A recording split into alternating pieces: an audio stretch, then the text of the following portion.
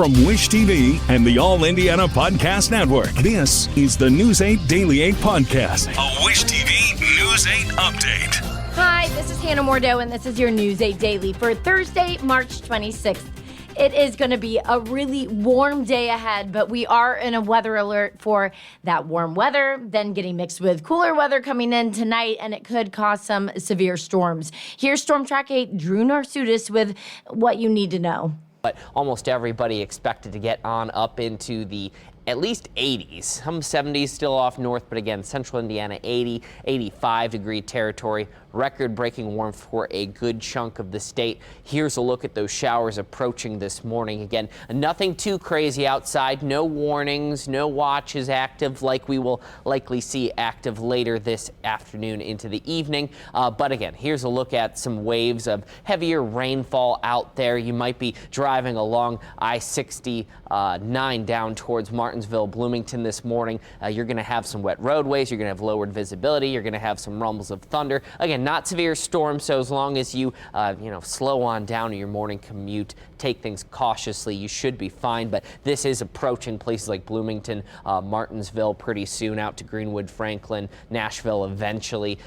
Give it maybe about a half hour or so. So this system pushing through, not really the main event. The main event still further off north nearer the cold front, but we just have a little energy kick coming our way ahead of the system, and there's enough moisture in the atmosphere to bring about a few showers here in our region. Otherwise, this low pressure system coming in will be again causing some headaches outside, but overall we should be fine up until tonight, which is when again the low pressure system is going to be closer. We're expecting a pool of cold air behind it, so this is going to potentially up the chances for some more hail out there, kind of like Sunday we saw. On the backside of things, not looking too rough as we move into the weekend. Central Indiana. Wish TV is now live on YouTube TV and Hulu Live, offering more hours of local programming than any other station. Search for Wish TV or look for CW8 on both YouTube TV and Hulu Live to find us. Watch local news, sports, and lifestyle shows live from Wish TV. You can still catch Wish TV free over the air or stream it live on wishtv.com and on the free Wish TV mobile apps. Wish TV, available in more places for the latest news, weather, and sports. The Bleacher Report app is your destination for sports. Right now, the NBA is heating up, March Madness is here, and MLB is almost back. Every day there's a new headline, a new highlight, a new moment you've got to see for yourself. That's why I stay locked in with the Bleacher Report app. For me, it's about staying connected to my sports. I can follow the teams I care about, get real-time scores, breaking news, and highlights all in one place. Download the Bleacher Report app today so you never miss a moment. The Purdue Boilermakers are in San Jose preparing for the Sweet 16 showdown with the Texas Longhorns tonight. News 8 Sports Director Anthony Calhoun is with the team and has more ahead of tip-off.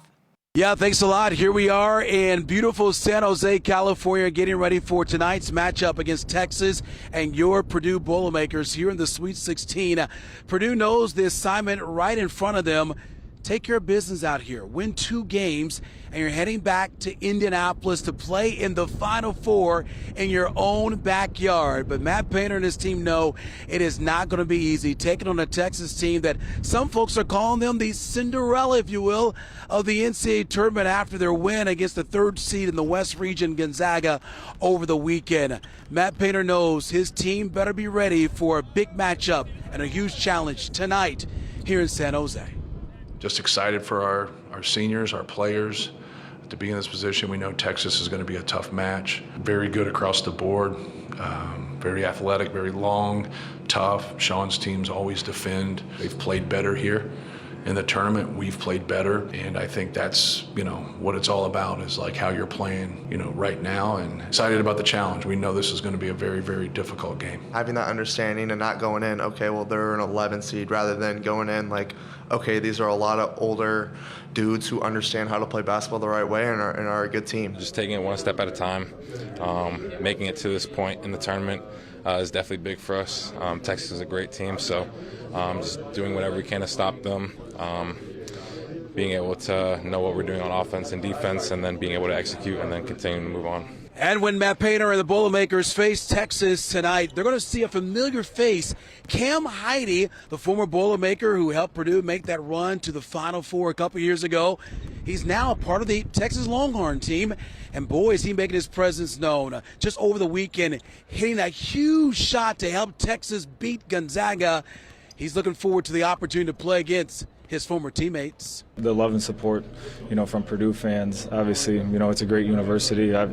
I'm so happy that I was a Boilermaker. I'll be a Boilermaker for life. Obviously, I still have a lot of family. I have a lot of family. Everyone in my family went to Purdue. And then still have a little bit of family that lives there. So, it's super special to me to be a Boilermaker. And, I'm not sure that there's many athletes that have been a part of, two universities like Texas and Purdue. So, I feel very blessed to be a part of, not only the basketball programs at both universities, but just to be a part of the universities as a whole. We were great friends, obviously roommates for a couple of years. So a guy we spent a lot of time with, but now it's time to go. So we gotta take it to him tomorrow, but it's all love in the end. And I'm sure the Purdue fans agree exactly what Fletcher Lawyer is saying. Be friends there with Cam Heide, but when it comes to the game coming up tonight, it's all about doing whatever you can to help Purdue get a win against the Longhorns. And by the way, Matt Painter has done a tremendous job, of course, with the Boilermakers. He has them in their 7th Sweet 16 appearance in the past 9 years. Of course, we got much more on the big game. Our live coverage starts your way coming up at 5 o'clock right here in San Jose. On the road with the Boilermakers, Anthony Calhoun, Wish TV, and WishTV.com.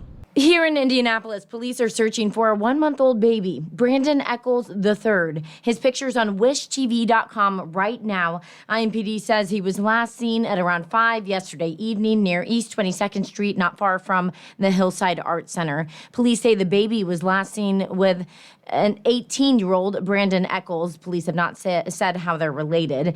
Officers say he weighs around 125 pounds, the man, and is 5'7". If you see them, police are urging you to call 911. Their pictures, again, are on WishTV.com. Indiana Attorney General Todd Rokita has denied an appeal from the man convicted in the Delphi murders. Richard Allen is convicted of killing Abby Williams and Libby German in 2017. His attorneys argued that a search of his home was not constitutional. They also argued that some statements Allen made were not admissible in court due to his condition while in solitary confinement. Rokita's office says that Allen's trial was fair. The state says that evidence was properly submitted and Allen's confessions were voluntary.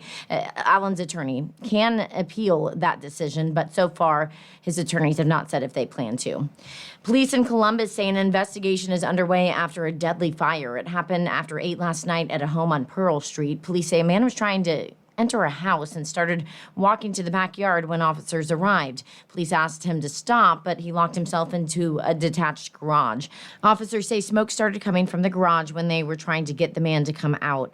They say officers could not get inside. Firefighters later arrived to the scene, got in the garage, and found the man dead. There's no word yet on who the man was or if anyone else inside the home was hurt.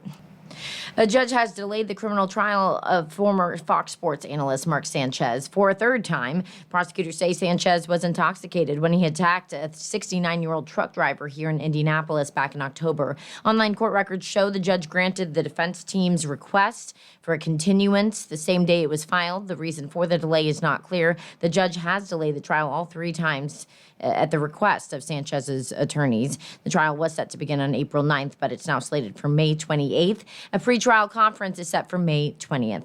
A K-9 police officer in Frankfort is under investigation over an animal cruelty complaint. Police say someone reported that Sergeant Ethan Cunningham was being cruel and unnecessary to his police dog, Taz, on Saturday. Officials say Taz does not have any visible injuries, but the dog is being examined for internal injuries. The results of the exam is still pending. Taz has since been removed from the officer. Police in Kokomo say a woman is under arrest for stabbing a letter carrier. Police say Laura Fortson stabbed the woman multiple times on Tuesday evening, then took off from the scene. Investigators say Fortson then crashed into 2 vehicles. Police say she later admitted to stabbing the mail carrier and is facing attempted murder charges. Indianapolis International Airport officials say ICE agents have not been assigned to help TSA agents here. We broke that news to you yesterday on Daybreak. The Trump administration announced it would be sending federal agents to understaffed airports across the country due to TSA agents calling off or walking off the job. They are not getting paid right now because of the Department of Homeland Security shutdown. Officials here say the airport has seen a slight increase in wait times, but they say that's due to higher travel volumes because of spring break. The Indianapolis airport also says TSA call-offs are below the national average. Now, in Washington, lawmakers have failed to reach a deal to fund the Department of Homeland Security. Senate Republicans had proposed a funding deal that excluded money for immigration enforcement operations involving ICE. Senate Democrats refused and insisted that they still want to see changes to ICE's tactics and protocols. They provided a counter offer. The Senate Majority Leader says that offer was not even close to being real. The Senate is set to go on recess on Friday. Now, because of the shutdown, TSA agents are working without pay. Reed Binion reports that many other airports across the country are facing long security lines. Major airports are experiencing days where 40 to 50% of their staff are calling out because they simply cannot afford to report to work. TSA's deputy administrator laying bare the desperate plight of TSA employees still working without pay and the crippling impact it's having on airport security wait times. This has led to the highest wait times in TSA history, with some wait times greater than 4.5 hours. Those lines out the door and into vehicle lanes in front of the airport at Houston's George Bush Intercontinental in Texas. The airport reported a 2-hour wait Wednesday, down from more than 4 hours earlier in the week. Airport officials say it can't continue like this. We typically operate 37 TSA checkpoint lanes.